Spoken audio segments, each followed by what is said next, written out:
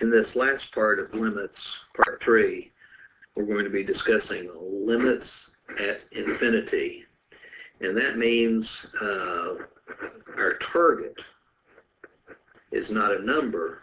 Our target is either infinity or negative infinity. So our limit question may look like, for instance, for example,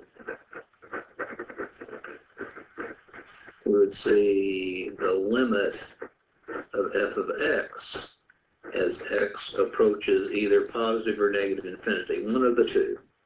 That's the type of question we're going to be dealing with. So we'll start with the simplest example, and we're going to use a table. Let's do it this way. Find the limit of 1 over x as x approaches infinity by using a table. Now, not that in the long run this is what we want to do, but it will illustrate what's happening.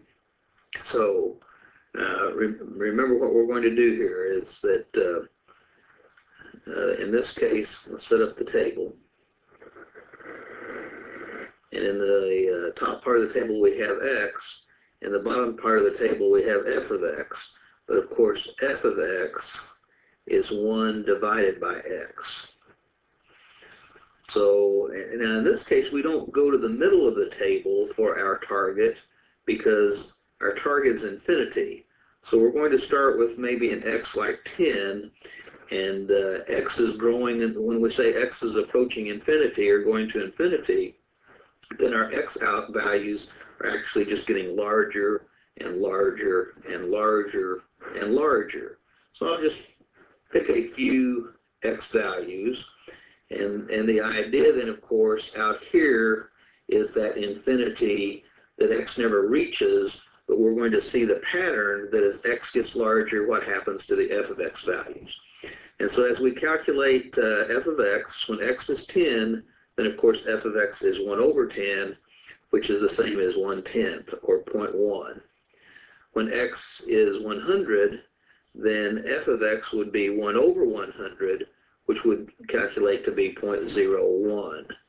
And likewise for 1,000, f of x is 1,000, f of x, or 1 over x, would be 0.001, and then here we would have 0.0001. And so we see as the x's get very large, then the y values, or the f of x values, that's going to be the limit value, looks like it's getting closer and closer to 0. And of course that makes sense. If we have a fraction 1 over x, as the denominator gets larger and larger and larger, then the fraction itself gets smaller and smaller and smaller. So here we conclude, as we have seen before, that the limit of 1 over x as x approaches infinity is 0. Now, it might be worthwhile to actually do the same calculation except looking at a graph. So first we need to know what the graph of f of x equal 1 over x looks like. I'll make a real quick, simple idea of this graph. Here's our y-axis, here's our x-axis. X-axis, y-axis. We could use a calculator and so on, but you've seen this idea before, I think, in a previous course.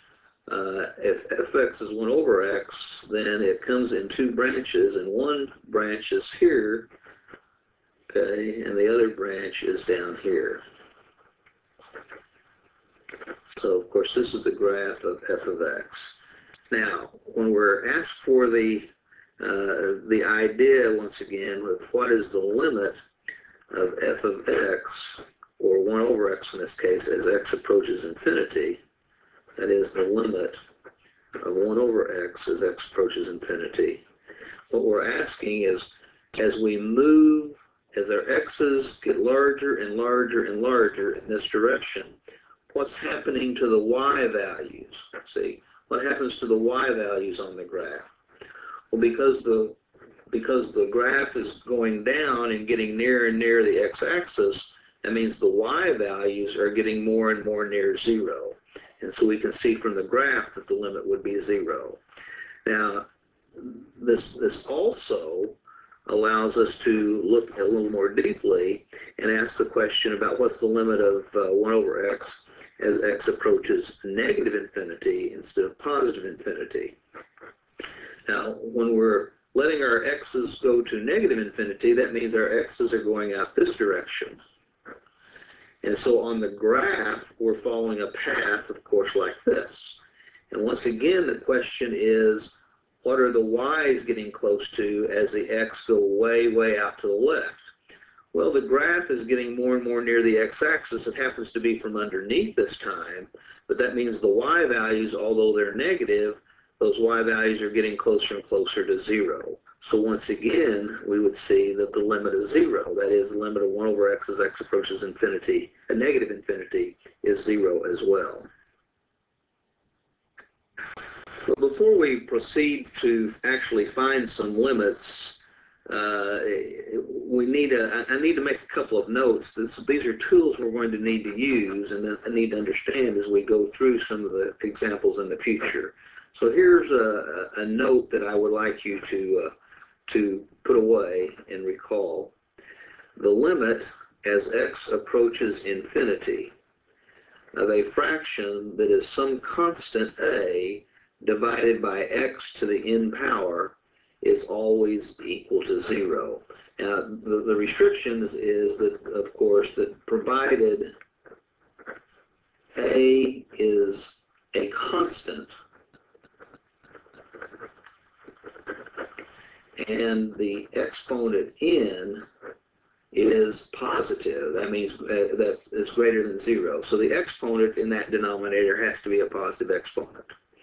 And likewise, let's stop and think here. Regardless of what a is, if we let x get larger and larger in the denominator, then a power of x is still going to get larger and larger and larger. I mean, if it was a power 2 or a power 3 or a power 5, as x gets bigger and bigger, the denominator is getting larger and larger, although the numerator is staying the same. And so when you have a fraction with a real big denominator, then that fraction is going to be close to 0. And it's true whether that fraction denominator or numerator is positive or negative.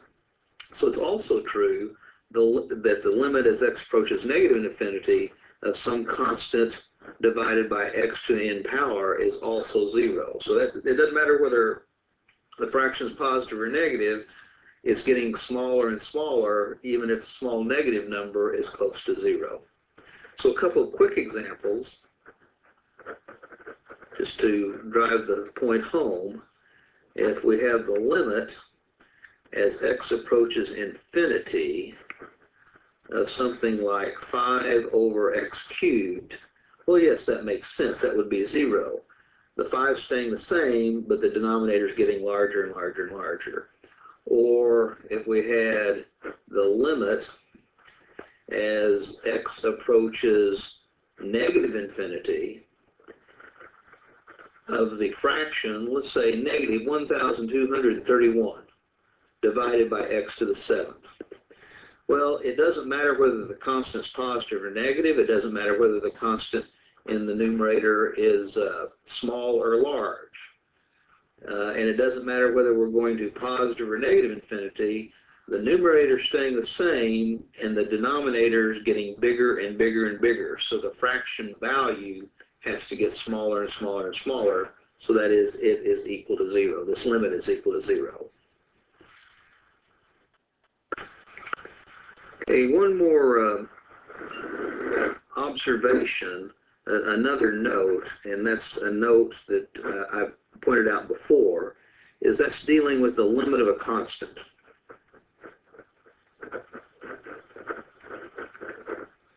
Oops, constant. So the limit of some constant, that is an expression that doesn't have any x's in it or any variables at all, as x approaches, and it doesn't matter whether x is approaching a positive number or a negative number, the limit of a constant is just the value of that constant. So the limit of 7 as x approaches 3 is just 7. Or, for instance, the limit of 279 as x approaches negative 1/2, well, that's still equal to 279, because 279 is not affected by what x is doing. So regardless of what x is doing, we're still close to 279 all of the time. That is, the argument itself is still close to 279. Limit of constant is always that constant. And it doesn't matter whether the target is a constant, is a fixed number, or whether the target is infinity or negative infinity. That is, the limit of 5 as x approaches infinity is still 5. Once again, 5 has nothing to do with what's happening to x, so it doesn't matter what happens to x. 5 is always near 5.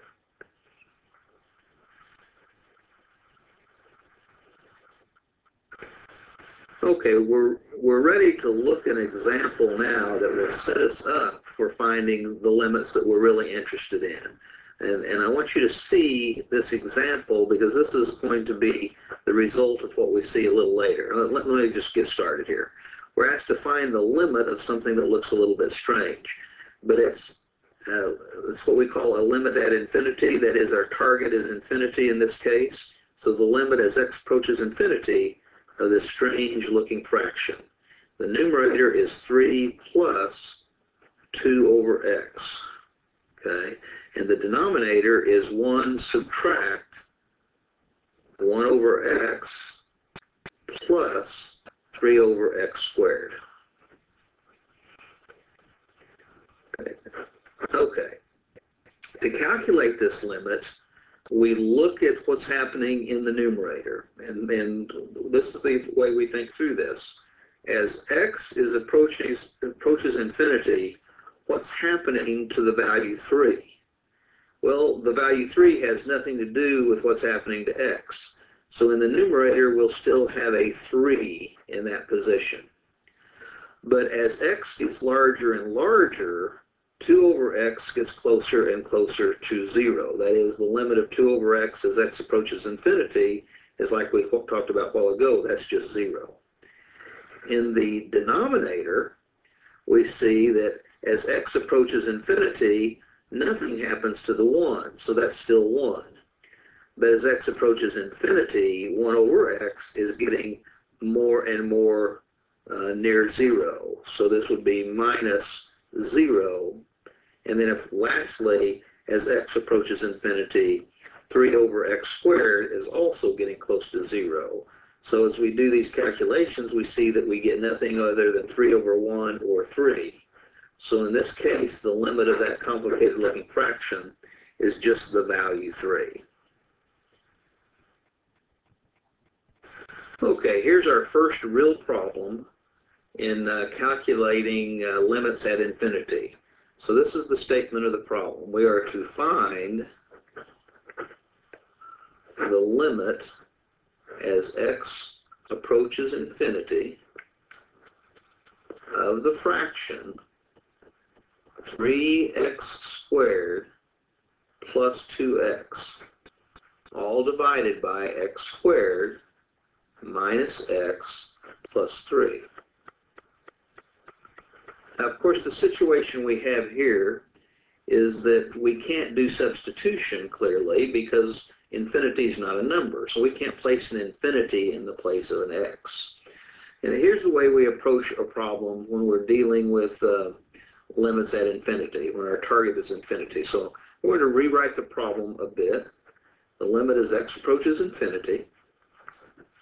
I'm going to open brackets, and I'm going to rewrite the fraction that I have here. 3x squared plus 2x divided by x squared minus x plus 3. And I'm going to multiply this fraction by 1. But in this case, the way I'm going to write 1 is a special way. And here's what it's going to be. I'm going to have in the numerator 1 over x squared, and in the denominator, I'm also going to have 1 over x squared. And a little later, I tell you actually how I decided this, is that I looked at the denominator and I looked for the highest power of x in the denominator, and that's where that occurs, right there. And once I make that decision in the denominator, not the numerator, then 1 over that power of x is what I need in the numerator and denominator that I'm multiplying with. That is the 1 that I'm going to use. Now let's see what happens when we multiply this fraction by 1 over x squared divided by 1 over x squared. Remember, we haven't found the limit yet, so we still have this LIM showing up, limit as x approaches infinity. And when we multiply this 1 over x squared with that numerator, it's going to multiply both terms. And of course, 1 over x squared times 3x squared will look like 3x squared divided by x squared.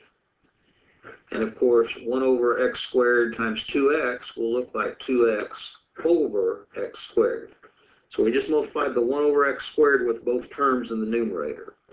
In the denominator, we're going to multiply 1 over x squared with all 3 of those terms. So it's going to multiply each one of those.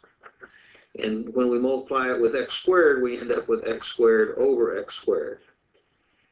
Minus, when we multiply it with x, we get x over x squared. And finally, when we multiply it with 3, we get 3 over x squared.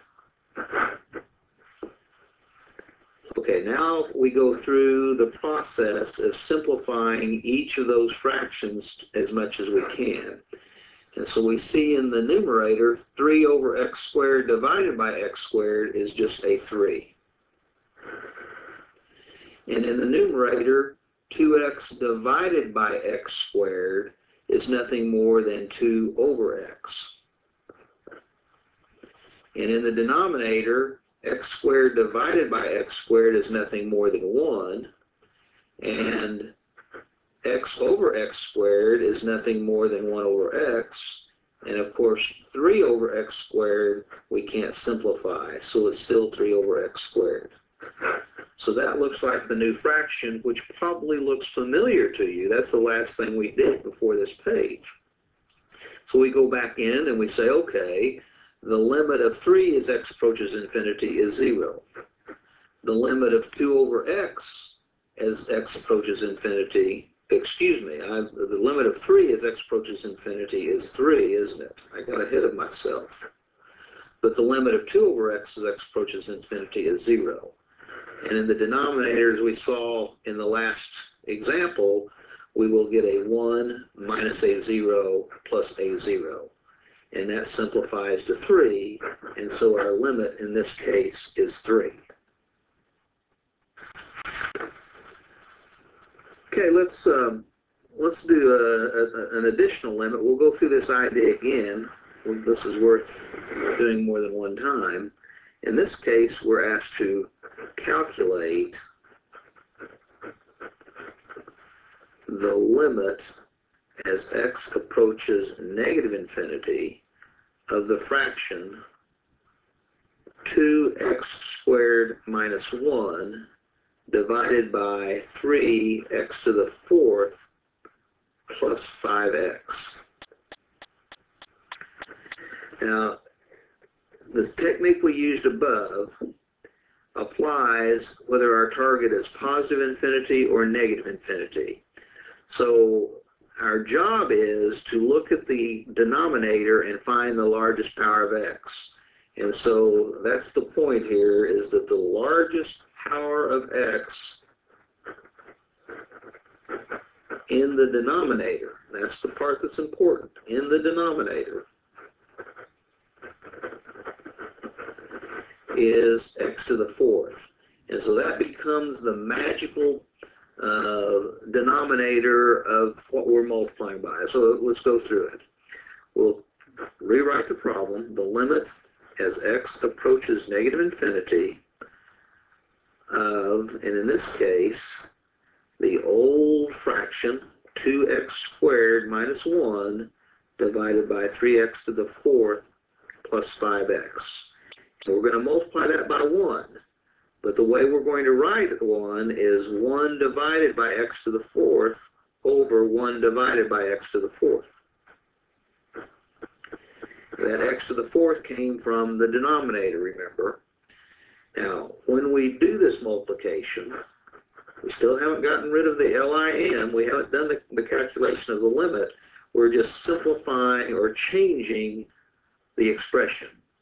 So when we multiply the top by 1 over x to the fourth, we'll get a 2x squared divided by x to the fourth and a minus 1 divided by x to the fourth. The denominator will become 3x to the fourth divided by x to the fourth plus 5x divided by x to the fourth. And then we go through and we simplify each of those expressions. Oops. As x approaches negative infinity. So we look in the numerator, 2x squared over x to the fourth is 2 over x squared. And minus 1 over x squared can't be simplified. In the denominator, 3x to the fourth over x to the fourth is simply 3. And 5 over x to the fourth is 5 over x cubed. So you can see why we worried about the limit of a constant over a power of x before we ever got started. And we see that occurring by this technique that we're using. It occurs over and over. So we stop and think. As x goes to negative infinity, 2 over x squared goes to 0. As x goes to negative infinity, 1 over x to the fourth goes to 0. As x goes to infinity, 3 stays 3. It doesn't get close to anything else.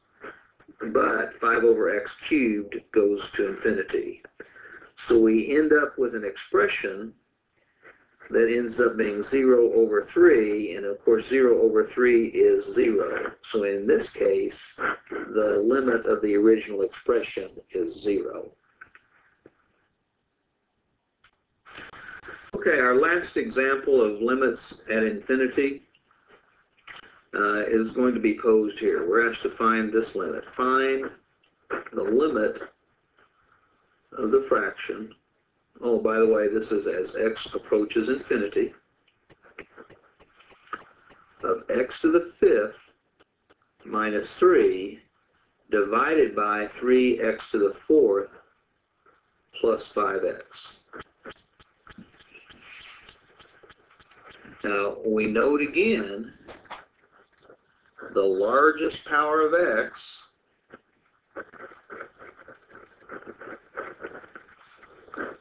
in the denominator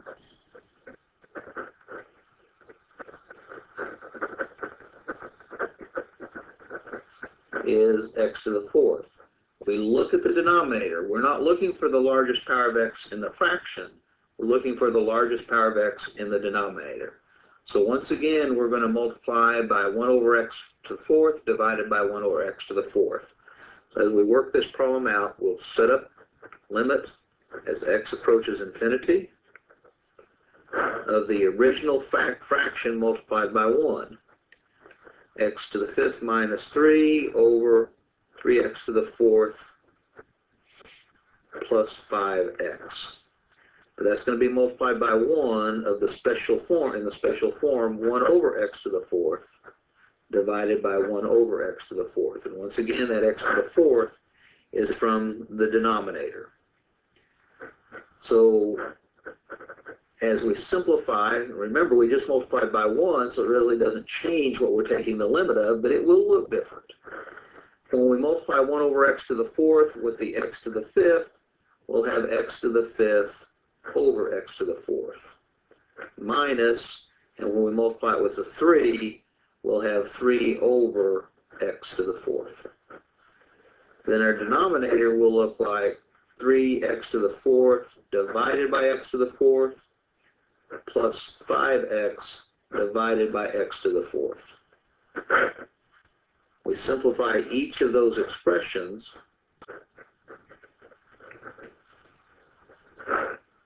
X to the fifth over x to the fourth is x. 3 over x to the fourth will not simplify. 3x to the fourth over x to the fourth is 3. 5x over x to the fourth is 5 over x cubed.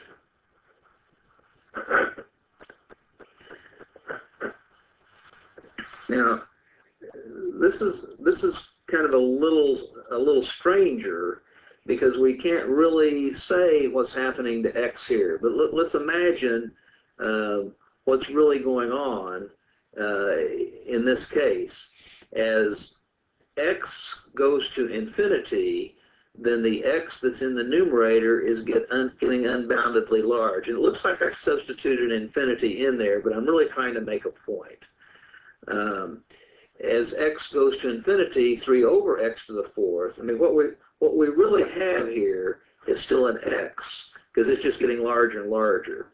But in the case of 3 over x to the fourth, as x gets larger and larger, that gets closer and closer to 0. And in the denominator, the 3 isn't changing, but the 5 over x cubed is getting closer and closer to 0.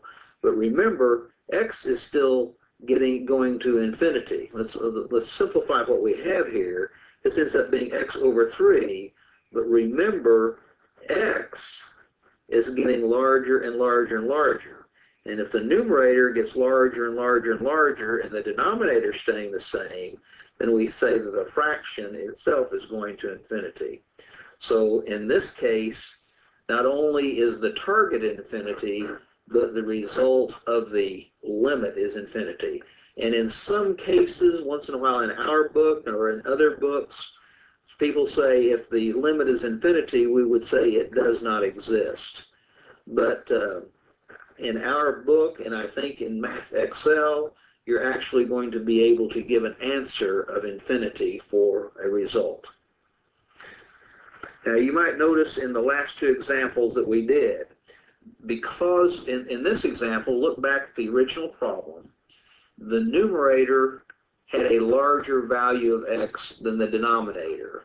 And so when we divided out by the largest power that's in the denominator, we still had x's left in the numerator, as this indicates. See, at this level, we still had an x left in the numerator because we had higher power of x in the numerator than we did the denominator.